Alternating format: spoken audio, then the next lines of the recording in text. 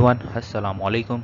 My name is Mohammed Hassan, and today we'll be discussing on the topic of condition analysis of switchgear equipments.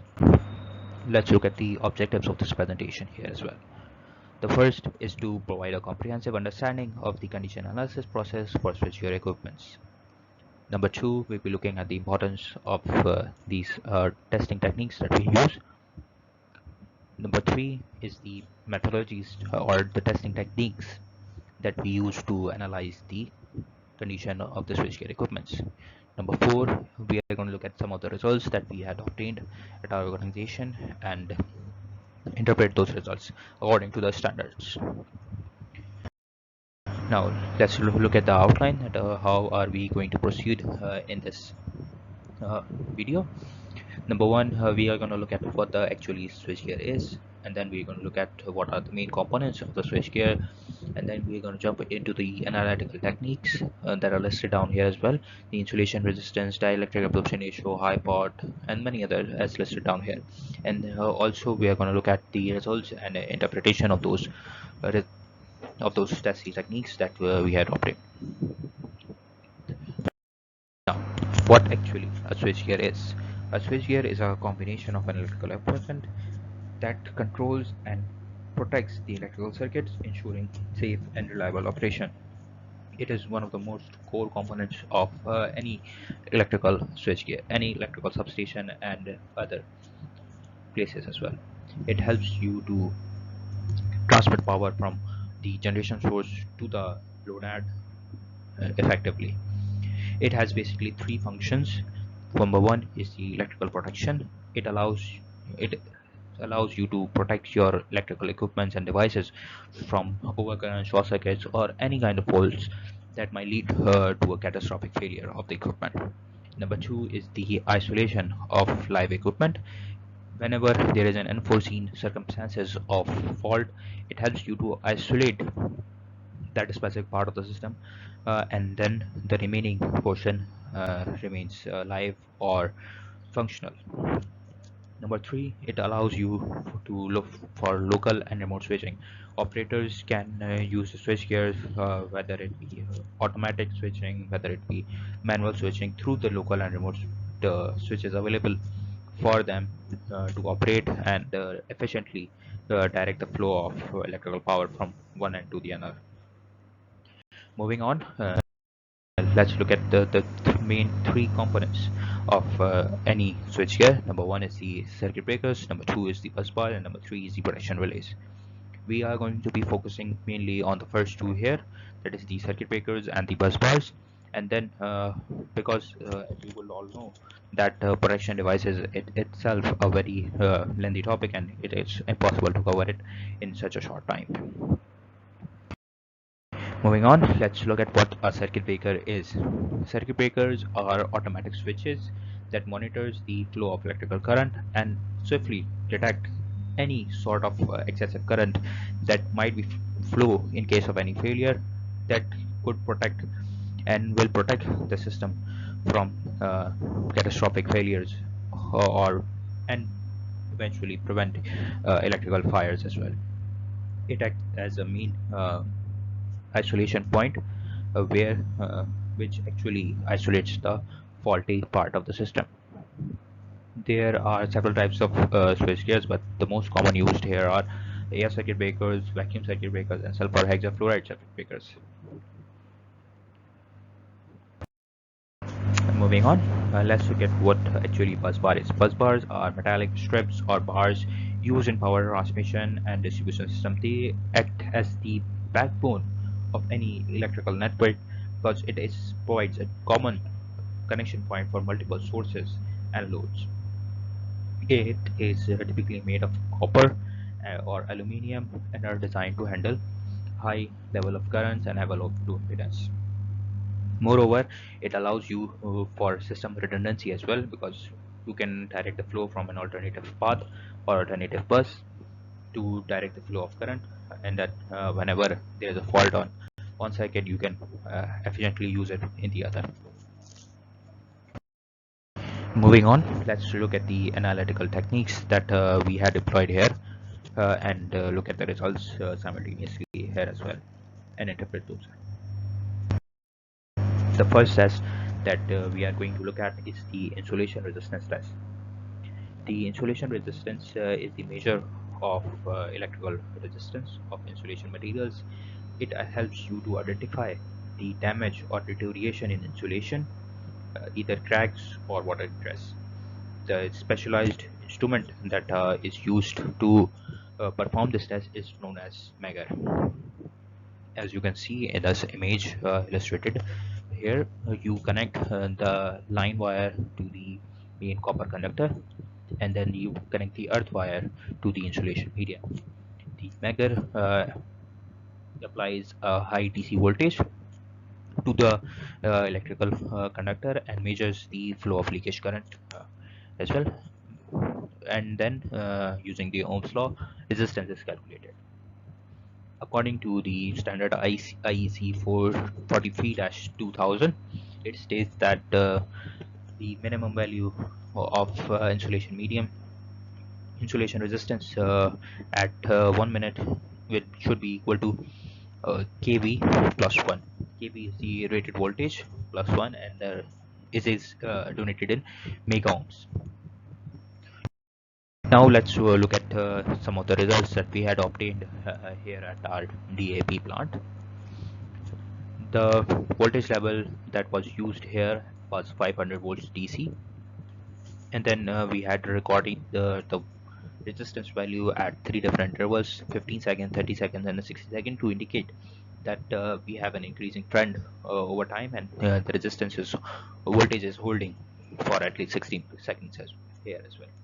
So as you can see that we have obtained almost everything in giga ohms, so we had a very perfect working system here in either case, whether it be looking at line to ground or line to line ST.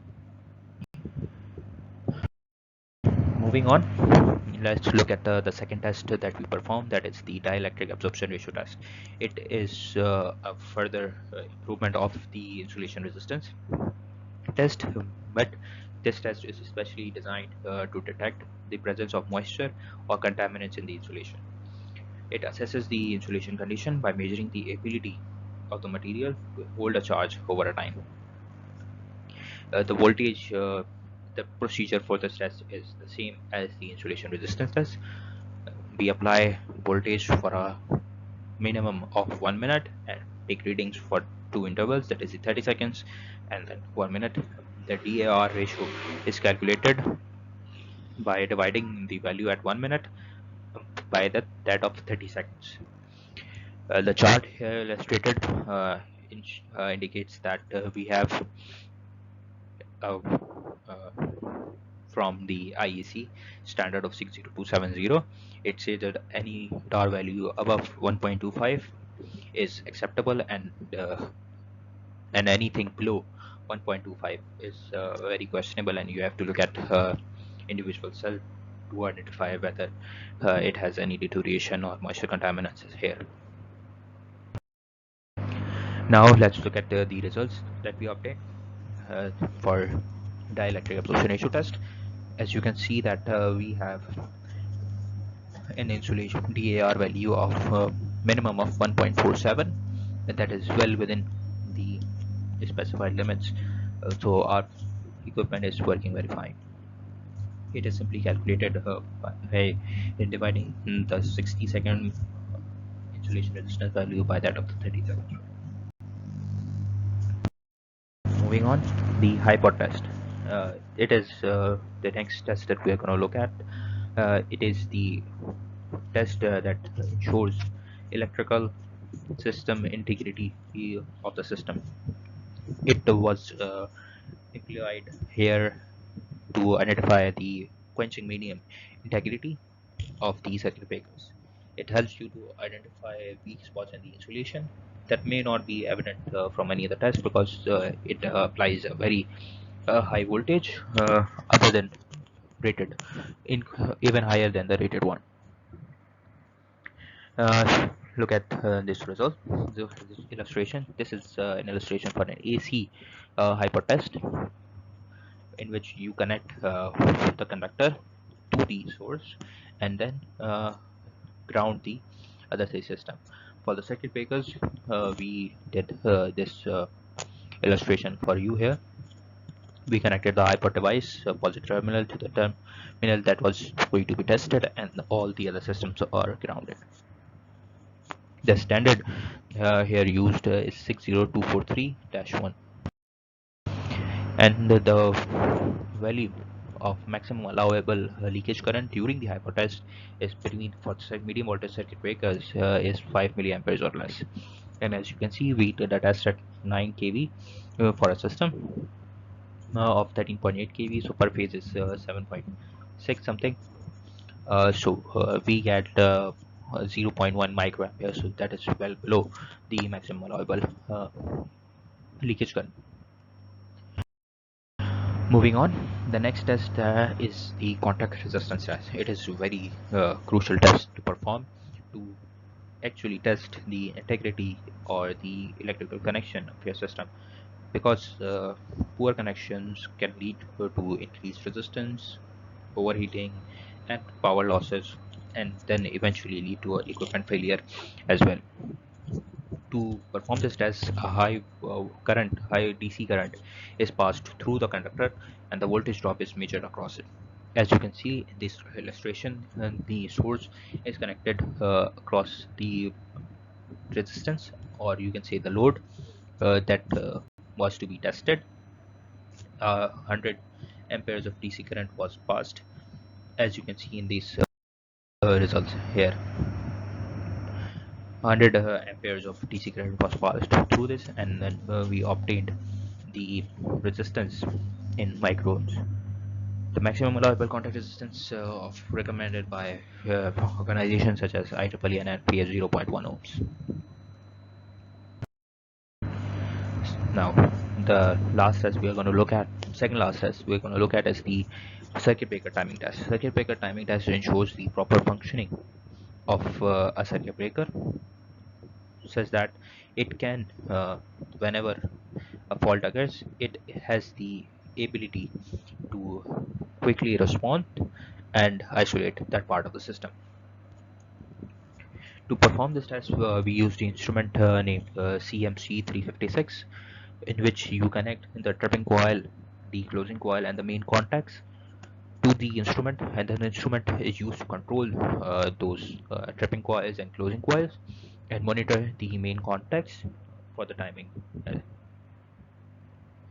The IEC C37.100.2015 is the standard, and it allows a maximum tripping time between the two phases to be 2 milliseconds or less.